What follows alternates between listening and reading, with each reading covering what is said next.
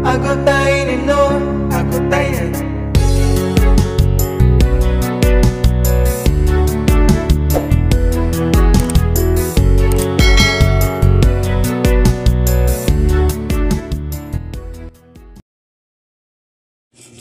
Pag-aralan natin ngayon ang mga cardinal numbers at ang kanilang katumbas sa agutaynon.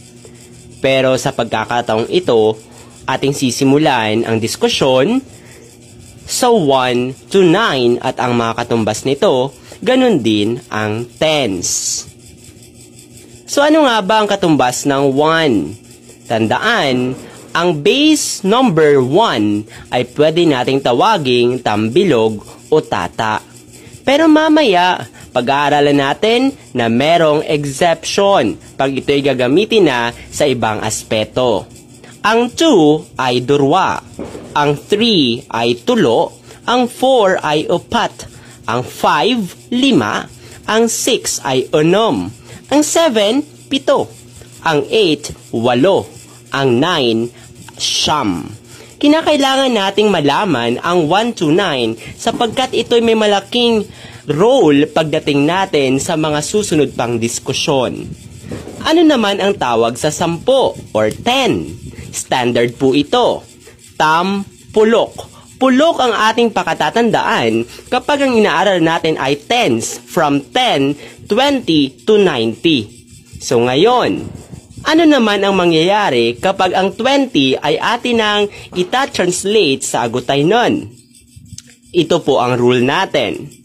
Kapag ang salita na numero sa wikang agutaynon ay nagtatapos sa vowel letter, magdadagdag po tayo ng NG sa dulo ng salita or M. Yan po ay para lamang sa tens. Kapag naman ito'y nagtatapos sa consonant letter, ang idadagdag natin ay ang. Tandaan ulit, vowel letters, NG or M. Consonant letters, ang. So sa aspetong ito ng 20, since tens tayo, ang mangyayari, durwang pulok o durwam pulok.